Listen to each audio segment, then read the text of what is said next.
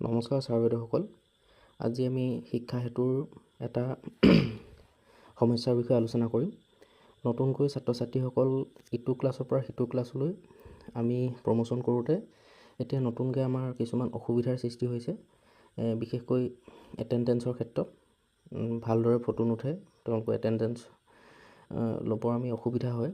সেইবাবে মই আপোনালোকক আজি এটেণ্ডেঞ্চ প্ৰব্লেম নহ'বৰ বাবে এটা অপশ্যন আপোনালোকক দেখুৱাবলৈ লৈছোঁ। আগত আমি ৰিএনৰলমেণ্টৰ বাবে আমি শিক্ষা হেতুৰ ৱেবছাইটত যাব লগা হৈছিল, কিন্তু বৰ্তমান সময়ত ৱেবছাইটত যাবৰ প্ৰয়োজন নাই।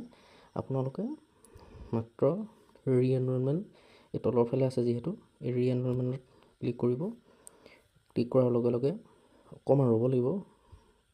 ৰোৱাৰ পিছত আপোনালোকে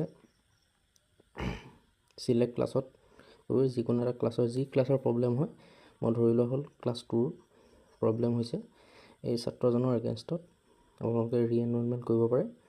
আৰু এই ছাত্ৰজনৰ লিখি দিব পাৰে এটেণ্ডেঞ্চ প্ৰব্লেম, এনেকৈ লিখি দিব পাৰে। আপোনালোকে এনেকৈ কৰি